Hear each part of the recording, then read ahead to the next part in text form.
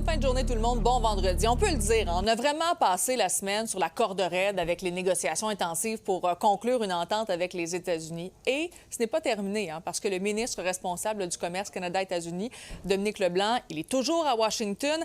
Il a fait une brève apparition en fin d'après-midi, mais depuis quand même silence radio. On sentait vraiment un certain optimisme lors de l'annonce du sursis, mais là, Lila, il ne reste que quelques heures avant la nouvelle date butoir. Oui, tout ça au terme de longues semaines de négociations. Dominique Leblanc et la négociatrice en chef Janice Charette qui ont fait de nombreux allers-retours entre Ottawa et Washington. On sait aussi que ces négociations, elles ont été qualifiées d'intenses tout le long. Et c'est pour ça que ça a valu finalement un sursis de 72 heures du président Trump qui se termine donc cette nuit. Le ministre Leblanc qui est retourné donc en négociation il y a quelques minutes, heures, vers 16 heures.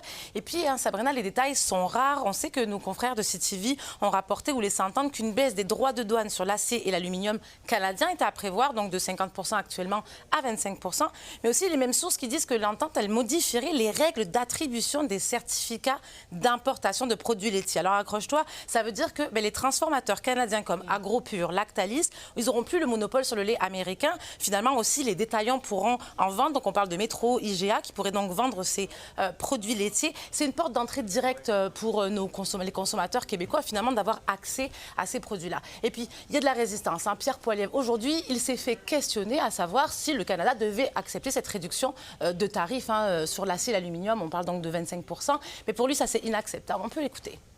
We are concerned about rumors that Mr. Carney might be willing to cave. We want the good deal that Mark Carney promised.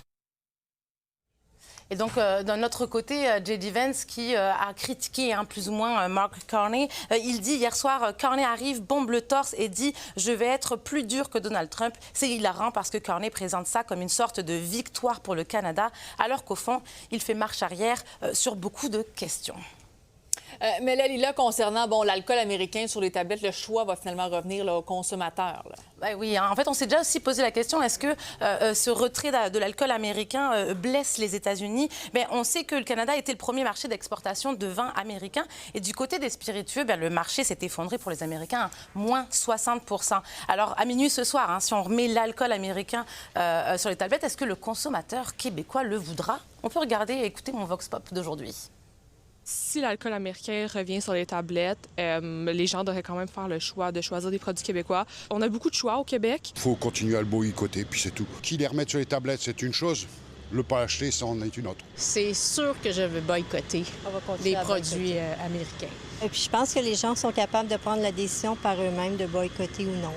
Moi, je dirais tant que les conditions pour lesquelles les tarifs ont été mis en place ne changent pas, je dirais continuons à acheter canadien, continuons à acheter québécois. Mais je pense qu'on a la force, on a la volonté mentale de pouvoir faire ce genre de choses, mais est-ce que réalistiquement, je pense que ça va se passer? Je suis pas sûre.